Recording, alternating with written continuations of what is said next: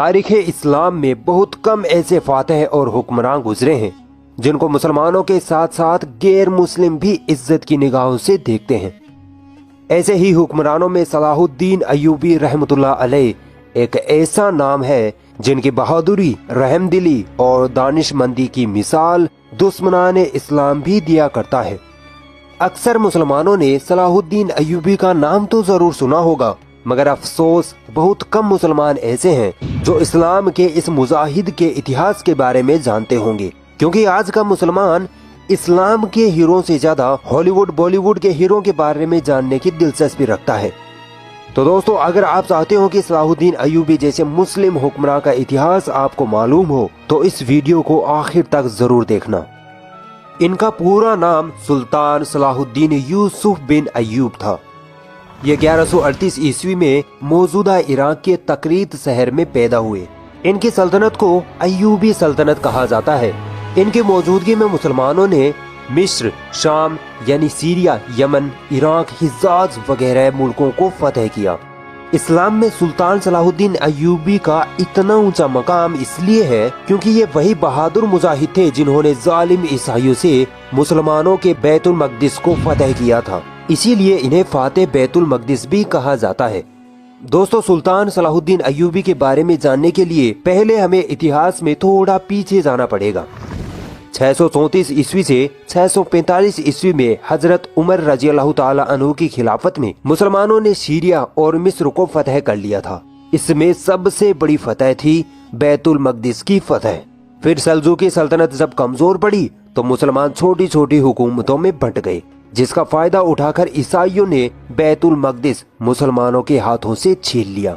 मुसलमानों के हारने की बड़ी वजह यह थी कि वे फिरकों में बंट चुके थे और सन 1099 ईस्वी में ईसाइयों ने फलस्तीन के साथ बैतुल मक़दिस पर भी कब्जा कर लिया और मुसलमानों के साथ जुल्म की हदें पार कर डाली। यहाँ जालिम ईसाई फौजियों ने मुसलमान औरतों और बच्चों समेत 70,000 मुसलमानों को शहीद किया। पूरा फलस्तीन मुसलमानों के खून से लाल हो चुका था।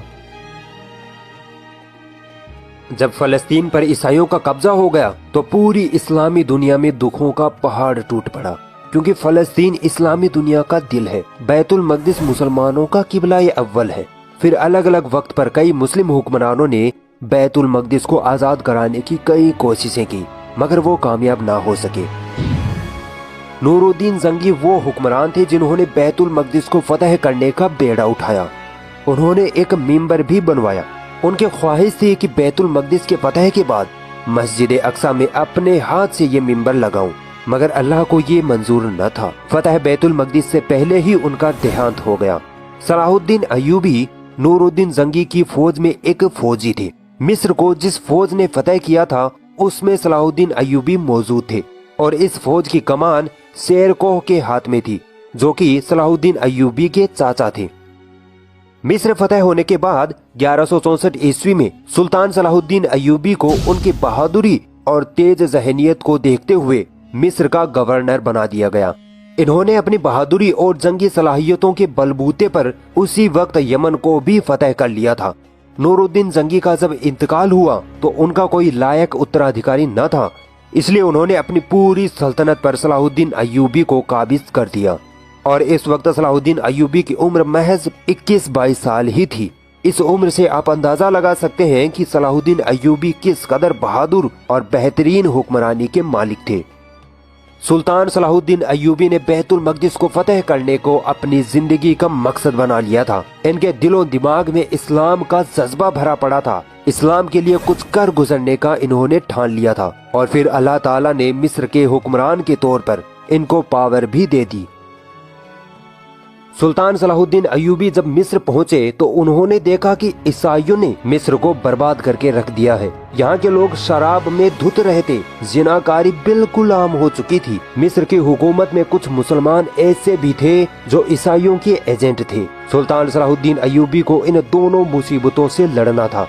पहला तो शराब और जिनाकारी को मुल्क से खत्म करना, जो कि इतना आसान न था, और दूसरा उन गद्दार मुसलमानों को ढूंढ निकालना जो ईसाइयों के एजेंट बन बैठे थे। और उधर बैतुल मक़दिस की फतह करने के लिए सलीबियों से भी जंग जारी रखनी थी। तो जब सलाहुद्दीन अय्यूबी मिस्र में दाखिल हुए तो वहाँ का जो सबसे बड़ा फौजी कमांडर था, जिसका नाम नाजी था, वो सलाहुद्दीन अय्यूबी को देखकर मुस्कुराता है, क्योंकि ये पक्का ईसाइयों का एजेंट था और उन्हीं के लिए मिस्र में काम कर रहा था। तो उसने जब देखा कि 22 साल का नौजवान दीन इस्लाम की बातें कर रहा है, बैतुल मकदिस को फतह करने की बड़ी बड़ी बातें कर रहा है, तो जब वो अपने शैतानी साथियों की महफिल में बैठा तो उसके साथियों ने कहा कि अब तो तुम्हारे इरादे कामयाब न होंगे, क्योंकि अब एक सच्चा मुसलमान हुक्मरान तुम पर हाकिम हो गया है। तो उस ईसाई एजेंट नाजी ने हंसकर कहा कि अरे ये तो बच्चा है, हम इस बच्चे को पाल लेंगे, मैं देख लूंगा सलाहुद्दीन अय्यूबी को। लेकिन बहुत जल्द पता चल गया कि ये बच्चा नहीं, ये नाव को चने चबवाने वाला योद्धा है। दोस्तों, उस दौर में जब ईसाई मुसलमानों से जंग तलवारों की ताकत पर ना जीत पाते तो मुसलमानों की फौज में अपने एजेंट भेज देते और दो चीजों से मुस्लिम हुक्मरानों को अपने वश में करने की साजिश करते, एक तो शराब, दूसरी खूबसूरत लड़कियां। ईसाई हुक्मरान अपनी ही बेटियों को मुस्लिम हुक्मरानों के खेमे में ये कहकर भेज देते कि जाओ तुम उसके साथ कैसे भी करके जिना करो, उसको अपनी तरफ माइल करो, अल्लाह तुम्हें सीधे जन्नत देगा। और अक्सर हुक्मरान इन ईसाइयों की इस शैतानी साजिश का शिकार हो जाते। जब बैतुल मकदिस के ईसाई हुक्मरानों को पता चला कि सलाहुद्दीन अय्यूबी नाम का जंगजू लड़का बैतुल मकदिस को फतह करने की बात करता है, तो उन ईसाइयों ने सलाहुद्दीन अय्यूबी के साथ भी यही चाल चली। नाजी, जो मुसलमानों के भेष में ईसाइयों का एजेंट था, उसने कई मर्तबा सलाहुद्दीन अय्यूबी को अलग अलग महफिलों में बहाने से शराब पिलाने की कोशिशें की, मगर सलाहुद्दीन अय्यूबी पक्के मोमिन थे। वो कहते कि ये मुस्लिम देश है, यहाँ शराब पीना हराम है और मैं तो बिल्कुल भी शराब नहीं पीऊंगा। जब नाजी को लगा कि सलाहुद्दीन तो शराब को हाथ भी नहीं लगाता है, तो उसने लड़की वाला फॉर्मूला अपनाया। एक रात को नाजी ने एक खूबसूरत लड़की को इस काम के लिए तैयार कर लिया। फिर सलाहुद्दीन अय्यूबी के पास आकर बोला कि सुल्तान, एक लड़की परेशान है, बहुत दूर से आई है, आपसे बड़ी उम्मीदें लगाई हुई है, वो आपसे मिलना चाहती है। सुल्तान सलाहुद्दीन अय्यूबी ने कहा कि ठीक है, बुला लो। नाजी ने कहा नहीं नहीं सुल्तान, वो आपसे अकेले में ही अपनी परेशानी बताने की जिद कर रही है। तब सुल्तान सलाहुद्दीन अय्यूबी मुस्कुराए, क्योंकि उनको अंदाजा हो गया था कि ये बदबख्त मुझे किस साजिश में फंसाना चाहता है। मगर सुल्तान सलाहुद्दीन अय्यूबी ने कहा कि ठीक है, मैं मेरे खेमे में जा रहा हूँ, लड़की को भेज देना। फिर उस लड़की को भेजा गया। हालांकि पूरी प्लानिंग ये थी कि उस लड़की को कहा गया था कि तुम जाओ और किसी न किसी तरह सुल्तान के साथ फहश हरकतें करो और सुल्तान को अपनी तरफ माइल करो, और अगर तुम सुल्तान को एक गिलास भी शराब पिला दो तो जो तुम मांगोगी वो तुम्हें दिया जाएगा। मगर जब लड़की अंदर गई तो सलाहुद्दीन अय्यूबी ने उसे देखते ही अपने कंधे से चादर उतारी और उस लड़की को दी और कहा कि इससे अपना बदन ढक लो। इस अमल से वो लड़की अपने आप पर शर्मिंदा हो गई। सलाहुद्दीन अय्यूबी ने उससे पूछा कि तुम्हारे माँ बाप कौन है, तो वो लड़की इस सवाल का जवाब ना दे सकी, क्योंकि ईसाई ऐसी ही लड़कियों को बचपन में ही कहीं से अगवा कर लिया करते थे और इस तरह के कामों के लिए उनकी खास परवरिश किया करते थे। फिर वो लड़की रोते हुए बोली कि इन लोगों ने मुझे आपके साथ फहश हरकतें करने के लिए भेजा था। सुल्तान सलाहुद्दीन अय्यूबी मुस्कुराए और कहा कि जाओ, उनसे कह दो कि जो काम तुमने कहा था वो मैंने कर दिया। जब वो लड़की अपने सरदारों के पास गई तो अगले ही दिन नाजी उठा और शोर मचाने लगा कि देखो, हमारा सुल्तान तो शराबी है, वो तो लड़कियों के साथ जिनाकारी करता है। जब सुल्तान सलाहुद्दीन अय्यूबी अपने खेमे से बाहर आए तो लोगों में उनकी बातें चल रही थी। सुल्तान ने कहा कि जरा उस लड़की को तो पूछ लो कि रात को क्या हुआ था। जब लड़की को बुलाया गया तो उस लड़की ने सबके सामने कहा कि जिस खुदा को मैं मानती हूँ उसकी कसम, मैंने सलाहुद्दीन जैसा बहादुर और शरीफ इंसान आज तक नहीं देखा। मैं रात भर उनके साथ रही, मगर सुल्तान ने एक गलत निगाह भी मुझ पर न डाली। फिर उस नाजी का काला मुंह हुआ। तो दोस्तों, ये किरदार था सुल्तान सलाहुद्दीन अय्यूबी का, और एक किरदार आज हमारा है जो व्हाट्सएप और फेसबुक सिर्फ इसलिए चलाते हैं ताकि लड़कियों को पटा सके। जब ईसाइयों की शराब और लड़की वाली साजिश काम न आई तो इन्होंने सुल्तान को कत्ल करने की तीसरी साजिश रचनी शुरू कर दी। इन लोगों ने हसन बिन सब्बाह से मदद मांगी, जो दुनिया का बदतरीन इंसान था। कहता तो अपने आप को मुसलमान था, मगर असल में बातिनी था। इसने अपने लोगों की एक ऐसी फौज बना रखी थी जो बड़े बड़े लोगों को किसी भी हालत में मारने की ताकत रखती थी, और आज हम इस फौज को एसेसियंस के नाम से जानते हैं। अलग अलग वक्त पर 3 बार एसेसियंस ने सुल्तान सलाहुद्दीन पर हमला किया, मगर वो हर बार इन लोगों को मार गिराते। यहाँ तक कि ये एसेसियंस सुल्तान सलाहुद्दीन की फौज में उनके बॉडीगार्ड के रूप में भी शामिल हो गए थे। और एक दोपहर जब सुल्तान सलाहुद्दीन अय्यूबी अपने खेमे में सो रहे थे, तब इन एसेसियंस ने मौका पाकर सुल्तान पर हमला कर दिया। मगर सुल्तान नींद में भी जंग की हालत में होते थे। हमला निशाने पर नहीं लगा तो सुल्तान की आंख खुल गई और एक पल में ही सुल्तान ने जान लिया कि ये फिदाई यानी एसेसियंस है। तो सुल्तान ने उसी वक्त अपने मुक्के से उस फिदाई के सिर पर ऐसी चोट मारी कि उस फिदाई के सर की हड्डी टूटने की आवाज आई और वो वहीं गिर पड़ा। ईसाई हुक्मरान परेशान हो चुके थे कि इस सुल्तान से कैसे निपटा जाए। जब सुल्तान सलाहुद्दीन अय्यूबी ने मिस्र में अपनी हुकूमत मजबूत कर ली तो उन्होंने बैतुल मकदिस की तरफ चढ़ाई करने का इरादा किया। इनमें जिहाद का जोश कूट कूट कर भरा हुआ था। इनकी जिंदगी का सिर्फ एक ही मकसद था, वो था बैतुल मकदिस की फतह। हित्तीन के मैदान में मुसलमानों की ईसाइयों से भीषण जंग हुई। सुल्तान सलाहुद्दीन अय्यूबी की फौज ईसाइयों का सफाया करते हुए बैतुल मकदिस की ओर बढ़ रही थी। ईसाइयों के फौजी मारे जा रहे थे, यहाँ तक कि खुद सुल्तान सलाहुद्दीन अय्यूबी दुश्मनों के बीच जाकर दुश्मनों के सर कलम कर रहे थे। हजारों ईसाइयों को जंग में कत्ल कर दिया गया और कई हजारों को गिरफ्तार कर लिया गया। सुल्तान सलाहुद्दीन ने आगे बढ़कर बैतुल मकदिस पर इस्लाम का झंडा गाड़ दिया और पूरे फलस्तीन से मसीही हुकूमत का खात्मा हो गया। मस्जिद अक्सा में दाखिल होकर सुल्तान सलाहुद्दीन ने वो मिंबर जिसे नूरुद्दीन जंगी ने बनवाया था अपने हाथों से मस्जिद में रखा और इस तरह नूरुद्दीन जंगी की ख्वाहिश सुल्तान सलाहुद्दीन अय्यूबी के हाथों पूरी हुई। सुल्तान सलाहुद्दीन अय्यूबी ने बैतुल मकदिस को फतह करने के बाद वैसा कोई अत्याचार नहीं किया जैसा इस शहर पर कब्जा करते वक्त यूरोप की मसीही फौजों ने मुसलमानों पर किया था। सुल्तान सलाहुद्दीन ने फिदिया लेकर ईसाइयों को शहर में रहने दिया तथा जो ईसाई गरीब थे जो फिदिया नहीं दे सकते थे उनके फिदिया की रकम खुद सुल्तान सलाहुद्दीन अय्यूबी और उनके भाई मलिकुल आदिल ने चुकाई।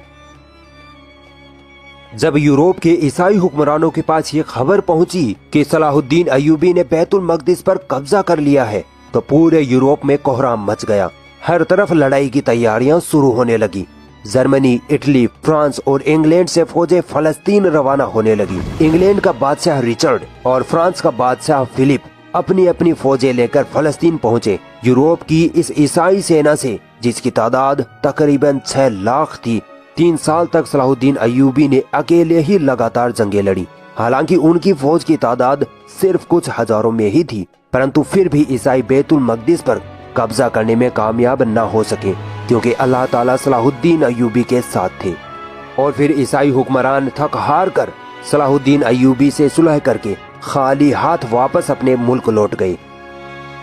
यह जंग तीसरी सलीबी जंग कहलाती है। दोस्तों, सलीबी जंग उसे कहते हैं जिसमें ईसाई बैतुल मकदिस पर कब्जा करने के लिए मुसलमानों के साथ जंग करते हैं। इस जंग में सुल्तान सलाहुद्दीन अय्यूबी ने यह साबित कर दिया कि वह इस वक्त के दुनिया में सबसे ताकतवर हुक्मरान है।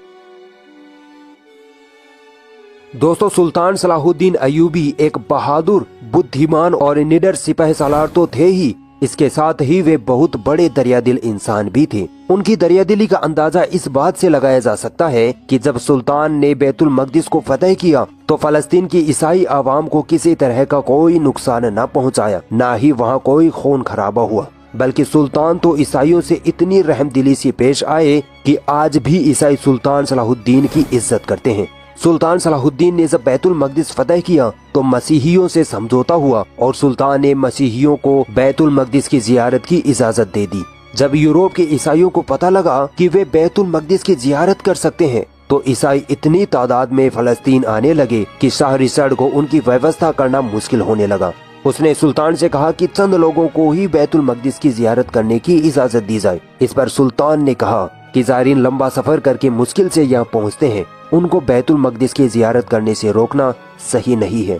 सुल्तान ने न केवल उन ईसाई ज़ायरीन को हर तरह की आज़ादी दी बल्कि अपनी ओर से लाखों ईसाई ज़ायरीन के लिए मेहमान खाने, सुविधाएं और आराम की व्यवस्थाएं की और खुद उनके साथ बैठकर बातें करते और उनसे अपनी मोहब्बत जाहिर करते।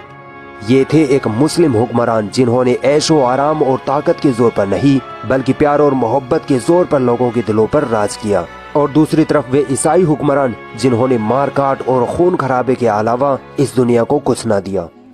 صلاح الدین ایوبی سے اللہ کو جو کام لینا تھا وہ پورا ہو چکا تھا۔ سلطان صلاح الدین نے اپنا مقصد پورا کیا اور تاریخ میں ایک عظیم الشان حکمران بن کر 1193 عیسوی میں اس دنیا کو الوداع کہہ دیا۔ اگر یہ ویڈیو آپ کو پسند آئی تو اس ویڈیو کو لائک ضرور کریں، اور بھی ایسی انٹرسٹنگ ویڈیوز دیکھنے کے لیے ہمارا چینل سبسکرائب ضرور کریں اور اس گھنٹی کو بھی دبائیں تاکہ جب بھی ہم کوئی نئی ویڈیو ڈالیں تو اس کا نوٹیفیکیشن آپ تک سب سے پہلے پہنچ جائے۔